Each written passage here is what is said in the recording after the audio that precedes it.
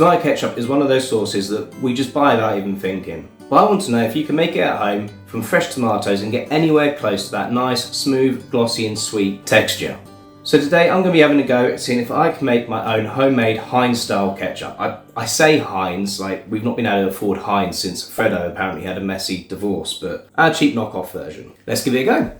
All the ingredients are on screen now, and I'll also put them in the pinned comment and in the full written article on the website. I looked at a lot of different recipes online, and a lot of the different ketchups recipes use celery in them, but I didn't want to add another low acidity, low sugar vegetable to this and potentially lower the shelf life even further. So I was going to use celery seeds, but I couldn't find celery seeds anywhere in the UK, so I'm using celery salt instead.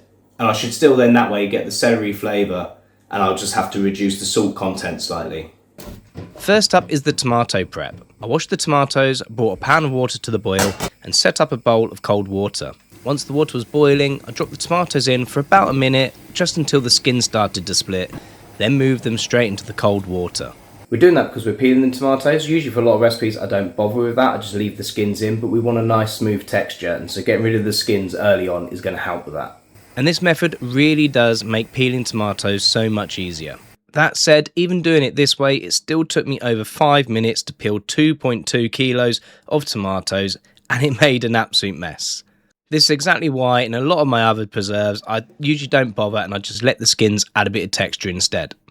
Rewinding slightly, while the water was coming up to the boil, I used that time to dice the onion as finely as I could and get it into the pan.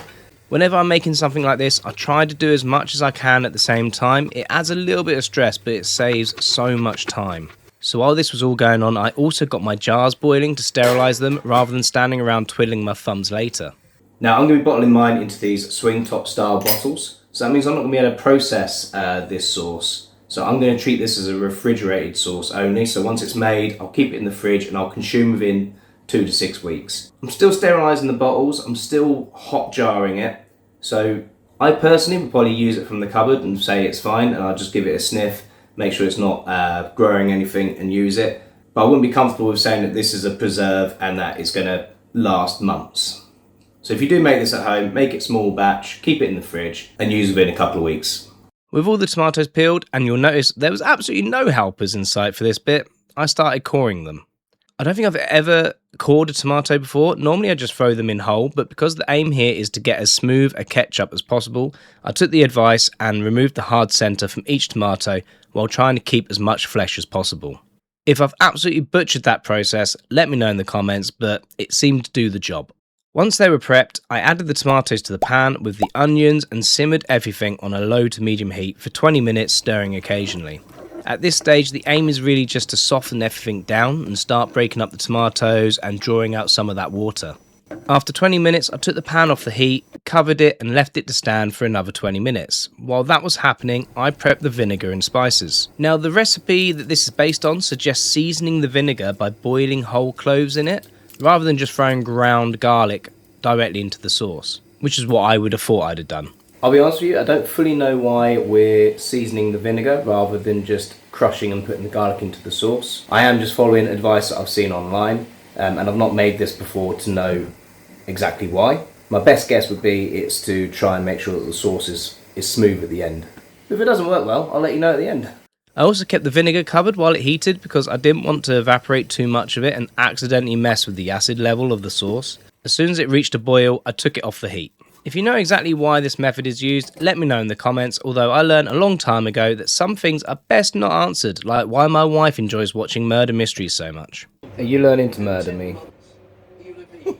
Once the vinegar had boiled and the tomatoes had stood for 20 minutes, I removed the whole cloves and mixed the infused vinegar into the tomato and onion base. Then I brought the whole lot back to the boil, reduced the heat right down, and let it simmer for another 30 minutes until it had started to thicken and reduce. So nearly all of that was just for getting the water out of the tomatoes and reducing it down. I saw quite a few recipes online that do this in the slow cooker, but who's got the time to leave it for hours in the slow cooker? But hopefully that's a lot of the water out of the tomatoes now, and it should be so soft now that when we put it through the blender, we should get a really good texture. After that, I spooned the mixture into a smoothie maker style blender and blitzed it for a good minute or so until I was happy I couldn't get it any smoother. But because the goal here is shop-bought style ketchup, we're not just blending it, we're straining it as well. If you wanted a more rustic homemade sauce style, you could probably skip this step, but I'm trying to get as close as I can to that smooth ketchup texture, so I used the back end of a spoon to push the sauce through a sieve. And you can see just how much it removed. That's all the thicker fibres, seeds and bits that would stop it feeling like proper ketchup. I'm going to use this pan again, but I'm going to give it a quick rinse out because we've just blended it and we don't want really these big bits going back into the sauce. Then I blended it one more time and strained it again. Looking back at the footage, it was already pretty smooth after that first pass, so I probably could have gotten away with just doing it once, but for this experiment, I wanted to be sure. Finally, this is where the ketchup seasoning goes in. I added 60 grams of white granulated sugar, 1.5 teaspoons of celery salt, which looking back at the footage, I may have added a bit too enthusiastically, 1/2 teaspoons of ordinary salt, 1/2 teaspoon of mustard powder, a small pinch of cayenne pepper, and a tiny pinch of ground allspice. Who's that chef that does the old What nonsense, that didn't even go in. Then I stirred everything through and put it back on a gentle simmer until it became thick and glossy. At this point it was bubbling like lava, so I had to keep the heat low and use the lid partly on and partly off to protect myself while still letting steam escape. I seem to get this a lot with thicker preserves. My pumpkin jam tried to give me second degree burns as well. So if you're wondering why I'm trying to have a go at making Thai ketchup at home, basically the whole thing that I'm trying to do here on this channel is I'm looking at the day-to-day items that we buy, use, and I'm trying to figure out how I can make them myself at home, what ingredients go into it, and so I can maybe grow some of those ingredients in the garden, or what skills or equipment do I need that I can then go out and buy and I can make that thing with. And this week the idea that popped into my head was ketchup. So some videos I do is like almost a tutorial, like hey, this is how you make this. Some stuff I do more like this, where it's I've had a go, here's the result. If that interests you, do make sure you like, subscribe, comment in the comment section, all that good stuff, because it really helps the channel grow. For me, after about 12 minutes of simmering, it had reduced quite a bit and looked thick enough to call done. So sticking with what I know, I used the same kind of drag test I'd normally use for chutney. If you drag a spoon through it and the sauce doesn't immediately flood back into the gap, it's thick enough.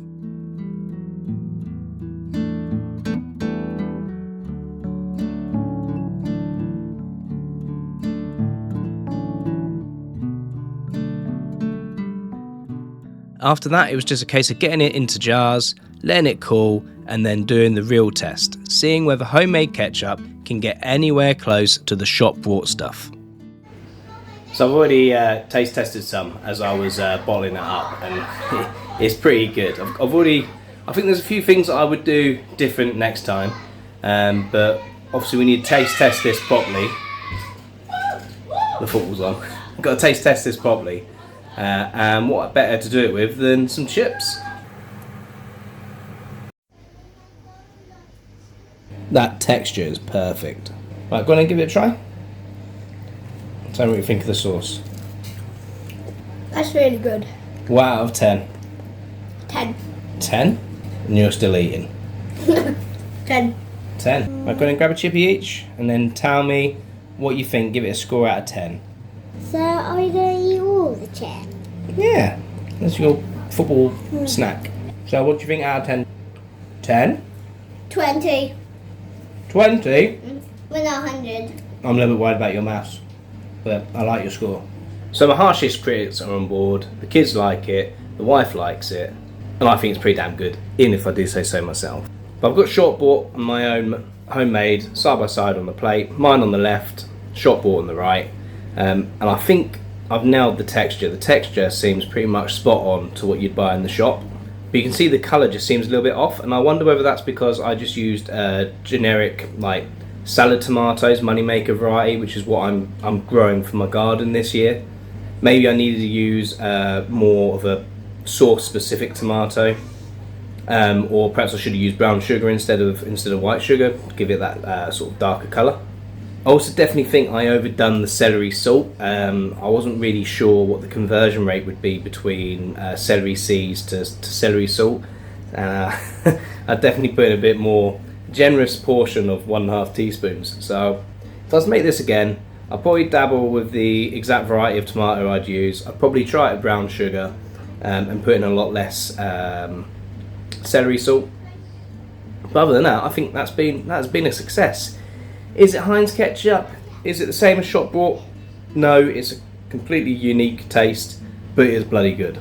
So though it may not be exactly the same as shop bought, I would say that was a success. Thank you so much for watching today. If you have liked this, do make sure you like, subscribe, comment. It all really helps the channel. I'd also really love to know if you've made your own home ketchup before. Let me know what your sort of tweaks, what your thoughts are on this recipe and what tweaks that you would do and what you do. In the meantime, if you want to look at one of my more polished sort of preserves that I make, this one I really highly recommend, or if not, YouTube thinks you'll like this video here. Thanks for watching. Till next time, keep crafting independence, one skill at a time.